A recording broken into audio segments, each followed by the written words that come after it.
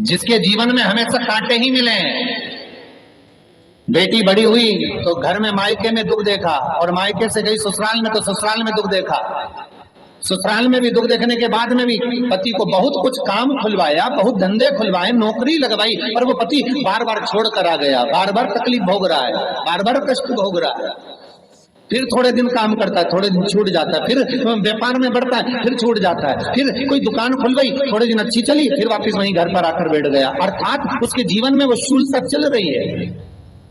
तो बाबा देवाधिदेव महादेव कहते हैं ये 3 घड़ी 3 पल 3 नक्षत्र 3 समय 3 दिन में जो शूल मुझे समर्पित करता है उसके जीवन से मैं शूल हटा देता हूं। वो 3 दिन लिखे स्कंद पुराण।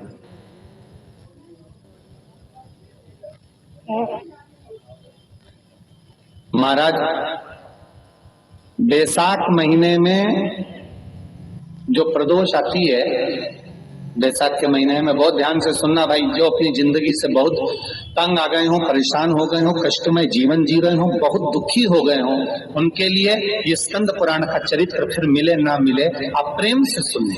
आओ, पहला बैसाख महीने की प्रदोष,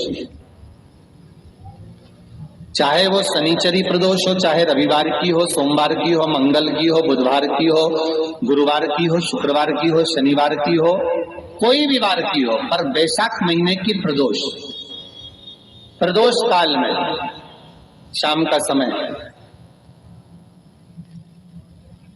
सूर्य डूब रहा हो, बस डूबा ही हो, और उस समय पर सूर्य के डूबन के तुरंत बाद बाबा को धतूरे के साथ में बेलपत्री ना चढ़ाते हुए बेलपत्री के वृक्ष के 7 कांटे बाबा के शिवलिंग पर समर्पित करे जाते हैं। महाराज अपनी जिंदगी में अड़चनों को हटाने के लिए, फिर आप जिस व्यापार में उतरे, जिस व्यवसाय में उतरे, जिस नौकरी में उतरे, आप दिल से करें, आपको तरक्की मिलेगी। आप हार नहीं सकते, नीचे नहीं आ सकते, उन्नति पर ही चढ़ेंगे।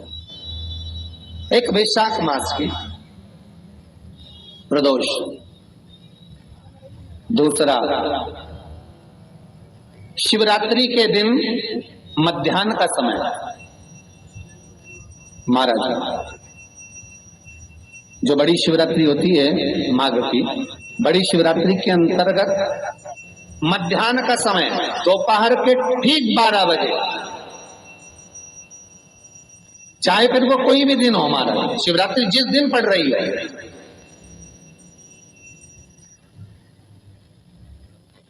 उस दिन भी धतूरे के साथ बाबा को 7 कांटे बेलपत्री के वृक्ष के समर्पित होते हैं। महाराज इसमें आप ये वाले जो कांटे हैं जो शिवरात्रि के दोपहर 12 बजे वाले हैं, अगर कोई मदिरा पीने वाला हो, व्यसन में डूबने वाला हो, कोई जुआ खेलने वाला हो, कोई गलत वैश्यावृत्ति करने वाला, या अपने मार्ग से विचलित कोई व्यक्ति है, उसके लिए भी ये कांटे बहुत काम आते हैं। महाराज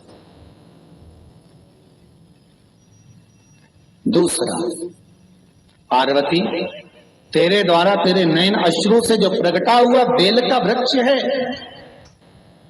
द्वितीय शूल में वहां धारण करते, तृतीय शूल, तीसरा शूल जो वर्णन करा गया। महाराज भगवान श्रावण के महीने में जो भी दूसरा सोमवार पड़े, जो भी पड़े, श्रावण के महीने का जो दूसरा सोमवार होता है, उस दूसरे सोमवार में रात्रि के समय पर, अर्थात शास्त्र अब घड़ी और पल का स्मरण करेंगे तो रात्रि के बजेंगे 10 से 12 बजे, महाराज 10 से 12 के बीच में धतूरे के साथ बाबा को शूल समर्पित होता है। महाराज ये भी हमारी बाधाओं को, हमारी तकलीफों को, व्यापार व्यवसाय के लिए, नौकरी सर्विस के लिए, बहुत सारे एग्जाम में आप बैठ लिए, गवर्नमेंट एग्जाम के लिए बैठ लिए, नहीं हो रहा, ये 3 बार मेरे शंकर को बेलपत्री के वृक्ष के शूल समर्पित होते हैं, उसका आनंद पाना और उससे अपने को सुख प्राप्त करना।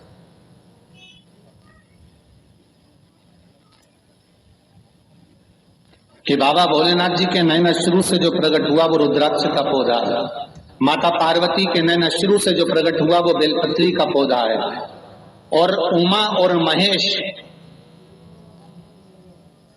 जिस महेश के वंशज हैं महेश्वरी, जिनकी 12 धाम प्रगटी है भगवान महेश के द्वारा,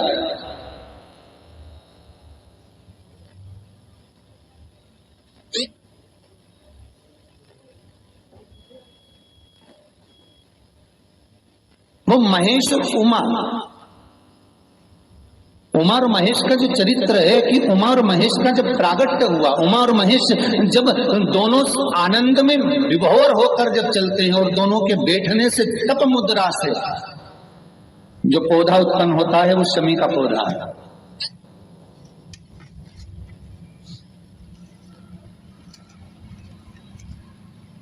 शमी का पौधा। तो एक बात ध्यान रखिए, शिव जी के द्वारा जो निर्मित हुआ उसमें कोई शूल नहीं है, उसमें कोई कांटे नहीं है। पार्वती के द्वारा जो निर्मित हुआ बेलपत्री का पौधा, उसमें कांटे हैं। और पार्वती के मिलन से भी जो उत्पन्न हुआ है शंकर के साथ में, उसमें भी कांटे, शमी के पौधे में भी कांटे, शमी के वृक्ष में भी कांटे।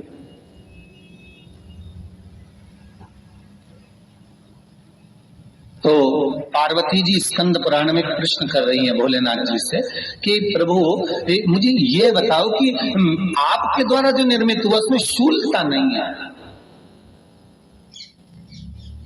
पर मेरे द्वारा जो निर्मित हुआ उसमें शूल क्यों आया, उसमें कांटा क्यों आया? थोड़ा सा माताओं, मेरी जीजियों, आपको थोड़ा बुरा तो लगेगा इस प्रसंग को सुनकर, पर लग जाए, पर आज कथा निकली है तो सुन लो है? कि शिवजी जिस रुद्राक्ष को उत्पन्न कर रहे हैं उसमें शूलता नहीं है,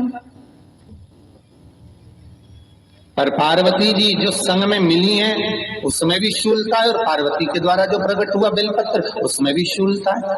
तो भगवान महादेव बोलते हैं पार्वती, मैं तुझे कुछ कहूं और कहने पर तुझे तेरे हृदय में कोई बात चुभे, शूल लगे तो मुझे ठीक नहीं लगेगा। नहीं नहीं नहीं, आप कहिए प्रभु, मैं सुनने के लिए तैयार हूं, आप तो बोलो कि कारण क्या है। भगवान कहते हैं पार्वती, बस अंतर इतना है, नारी का जो स्वभाव होता है, स्त्री का जो स्वभाव होता है, उसके हृदय में छोटी छोटी बात के शूल बहुत होते हैं।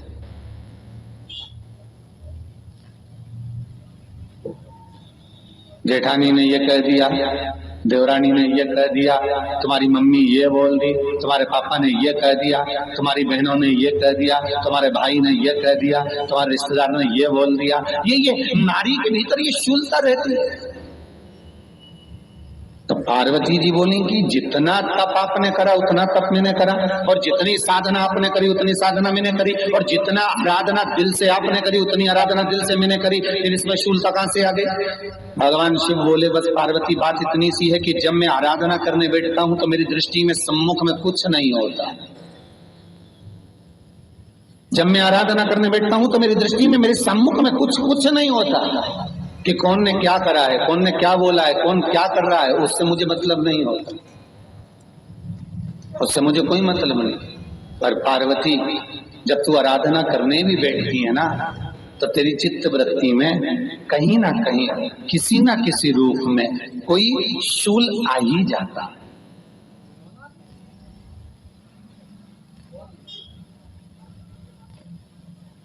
कई माताओं की आदत देखी साहब, भगवान की सेवा करने बैठी है तो भी भीतर थोड़ा सा शूलता भरी हुई है। महाराज बताओ, इतने सारे भगवान इकट्ठे कर लिए, मैंने बोला था बहू से कि वहां रख लेती है, बताओ इतने सारे यहाँ पर लाकर रख दिए हैं, अब इसकी सेवा करना पड़ रही है, अब ये करना पड़ रहा है।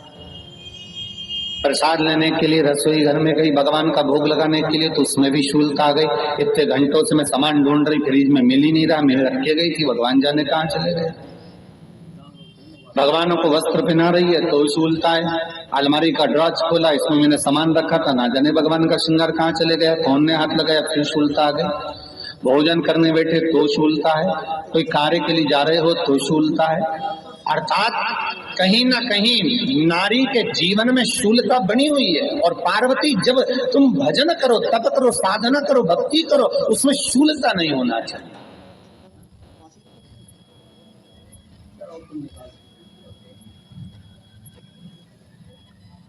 पार्वती जी ने कहा, भोलेनाथ तो क्या आप मुझे स्वीकार नहीं करेंगे बेलपत्री के रूप में? क्या मुझे स्वीकार नहीं करेंगे शमी पत्र के रूप में?